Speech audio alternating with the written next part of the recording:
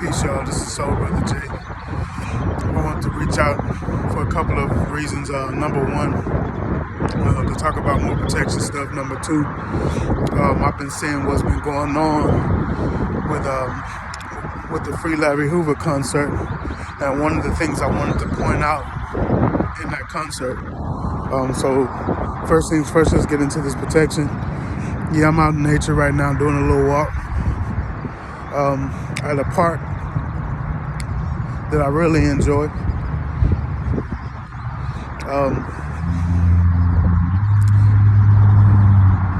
Yeah, going back into the protection. Number one thing, man, is spiritual hygiene, man. Like we tend to forget just how important our prayer life is. Just how important it is to keep your head clean or your feet clean, or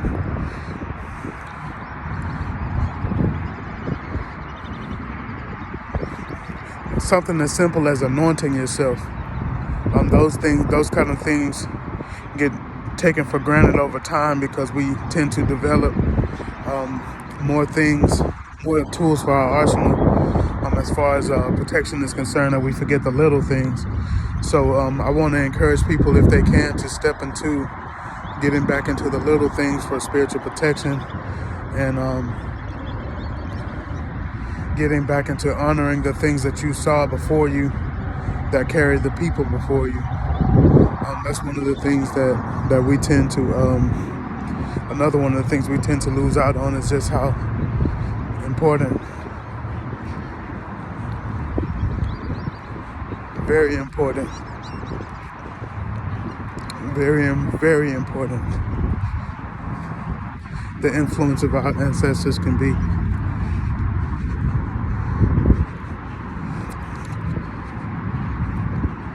Just been trying to make sense of a lot of the things that's been going on, because a couple of things happened to me that almost let stop my mission and what I was trying to do. And that's another form of vulnerability, is having situations that deter you from your path or make you act out in a way due to constraints of other people's behavior, or even how you respond to yourself can sometimes take you out of character. Finding out things that you didn't know happened through divinations, or even just witnessing things for yourself and watching how people change around you. That's been one of the major things for me. The hardest thing for me right now is realizing or finding out that I had enemies in places I didn't know I had them. People that I've given parts of me away, my wisdom away for free. I've helped them through many dark times. Turned out, Ifa exposed them as enemies to me, and them not really wanting the goodness for me in my life, but wanting me just enough to stay instrumental to their growth and leave no room for myself. Ultimately they started treating me less because I gave them less energy from me, and that's been super tough, trying to deal with things on a damn how could you basis, you know what I mean? But I'll do the work. I give thanks to Ifa. I give thanks to Olodumare. I just give thanks, man. I give thanks to Baba Eshu. They've been really looking out for me, man, this year. If I told you what it was, you wouldn't believe that it could be. But trust me, trust me when I tell you, Ifa's been looking out like crazy. and I'm so grateful. I'm so grateful. It's so much. It's so much I want to talk about on that, but not many people I don't think would understand. Or better yet, let me keep it real with you. I don't want my video, knowing that it's going to be public, for me to say too much, and because I'm not in the space right now to want to leave myself out there like that.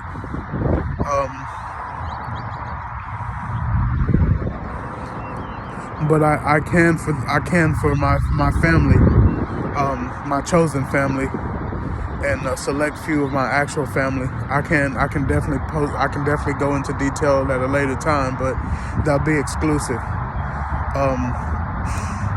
As far as right now, though, I just want to tell you all, man, to protect yourself and watch your back in the astral, watch your back in the physical, in the 3D plane. It's real out here. It's real out here. The creatures that I mentioned a few videos ago, they've got friends. They got friends now. So it's a lot of people thinking that they're Anunnaki, and they don't know the difference between Anunnaki and Anunnaki. They're the same, but they're different. They look the same, but they're different. Just in the way that they operate, just in the things that they're here for. Understanding that a lot of people aren't what they think they are. I came across, I won't say which Whole Foods I'm at, but for those of you that know where I am, I went to a Whole Foods recently, and watched somebody change right in front of me. They made a joke about them being jabbed up, but I watched them change in front of me. I watched their eyes change, and literally watch their spirits sink right from out of them. That's interesting. That's interesting to witness somebody joke about something that's actually happening to them right in front of you. And he wanted to tell me about how woozy he was feeling, and he shouldn't have came to work, and he'll be all right because it's a booster, so it should give him a boost. And then he made a joke about, haha, this is like the new nitrous. Weird energy. And the same thing happened to another Whole Foods. So definitely be careful about who's shedding on what in this time, but I'm not going to get into that because that's not really what I'm here for. What I am here for is to talk about protecting yourself, protecting your mind, working on your throat chakra, not being afraid to be uncomfortable. It's very hard. It's very hard to get in the space to want to be fearless with being uncomfortable, because a lot of us have been striving for so long to find a place of comfort. Protection is also finding a sound community in this time, finding a sound community in this time, growing through something together, honoring each other where you are, not trying to force someone to be what they're not, but honoring them in their truth, and not necessarily where they fit inside of your truth.